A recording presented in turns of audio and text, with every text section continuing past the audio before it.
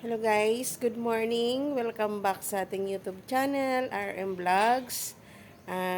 Today is Saturday. It's weekend day na naman po.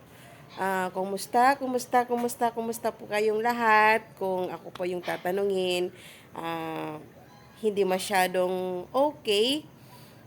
Okay for my life and hindi po siya masyadong okay dito sa aking mga for babies kasi medyo nakakalungkot po.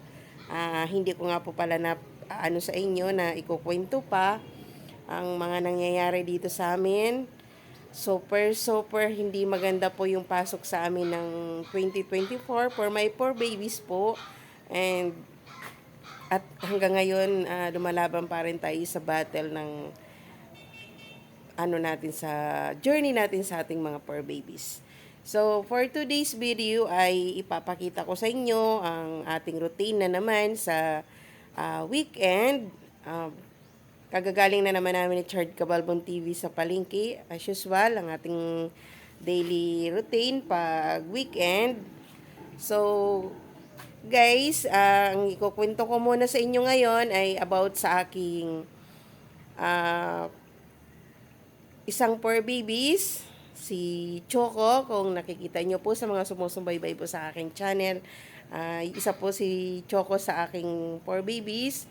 Ngayon po ay lumalaban siya sa sakit na distemper.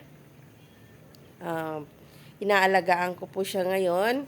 So, makikita nyo po dito sa aking video na to, ang siguro mga kunting clips sa ginagawa ko sa kanya. Pero ipapakita ko po sa inyo ang ginagawa ko sa kanya, kung paano ko siya pag-aalaga sa kanya, kung paano pag-aalaga sa kanya dito sa sakit na inaano niya, pinagdadaanan niya. Sana po makasurvive siya. Sana po ipaglaban din niya ang pinaglalaban kong pag-aalaga sa kanya. Sana po gumaling siya. Ipag-pray po natin. Sana gumaling po si Choco, yung isa pong alaga ko. And pag okay na po ang lahat, ipapakita ko po sa inyo ang journey ng pag-aalaga ko sa kanya. Pero ngayon, ilalagay ko muna diyan sa clips na yan. Diyan, lalagay ko dyan ang munting pag-aalaga ko sa kanya habang nasa process pa po tayo. So, ngayon, ipapakita ko po sa inyo yung pinamili namin ni Chard Cambalbon TV at yung papakain ko sa kanila naman po this week at saka kay Choco. Papakainin ko po sa ngayon, pinepreparan ko po siya ng pagkain. So, ito guys, papakita ko po sa inyo ang aking pinamili ngayong weekend na to. Yun po, ito na naman. Bumili po ako ng kalabasa para po panghalo ko sa kay Choco pagkain. Tapos ito naman pong binili namin na ulam. Ulam po namin ni Chard Cabalbon TV ngayon at saka bukas. And then nagbili po ako ng kunting gulay. Panglagay po natin dito kasi mahilig po si Chard Cabalbon TV sa sinabaw na isda. So nagbili po ako ng gulay. And then yan po, niloto ko na po yan. Yan po yung pinapakain ko kay Choco, yung lugaw. Yan po.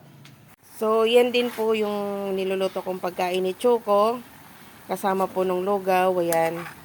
Binibilang ko po siya ng separate na ulam. Atay ng manok po at saka karne po ng manok. Yung breast lang po siya. Ayan. Yan po yung ipapakain ko sa kanya ngayon. Niluto ko na po yan. Tapos ito naman po para sa mga pusa at saka sa mga ibang fur babies ko po. Pero halo po yan, may manok din po akong binili na sa rep na po, hindi ko na pinakita kasi huli na po nang naisip kong i-vlog ko at i-share ko sa inyo yung mga kaganapan ko dahil po talagang super duper po talaga ngayon. Height po ang schedule at saka super duper po talaga yung aking pag-aalaga kay Choco. Nakapokus po ako sa kanya ngayon kaya medyo po hindi ako masyadong nakakapag-upload sa ating channel. Sana po pagpasensyahan nyo at salamat po talaga sa mga sumusumaybay po pa rin sa akin. Thank you so much po talaga. Thank you so much po talaga guys sa inyo kahit na hindi ako masyadong nakakapag-upload.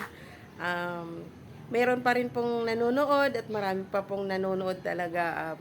thank you po sa inyo kung sino man po kayo. Huwag po kayong mahiyang mag-comment sa aking comment section below. Salamat sa mga subscriber pong dumadagdag sa akin munting channel. Sana po wag kayong magsawang subaybayan ang aming buhay ni Chard Cabalbon TV. Pagpasensyahan nyo na rin po kung minsan madalang lang kaming nakakapag-upload ng aming mga buhay-buhay at kaganapan. Kasi siyempre po minsan marami pong pinapagawa yung ating boss. So ayan po, matagal po akong hindi nakakapag-upload sa inyo.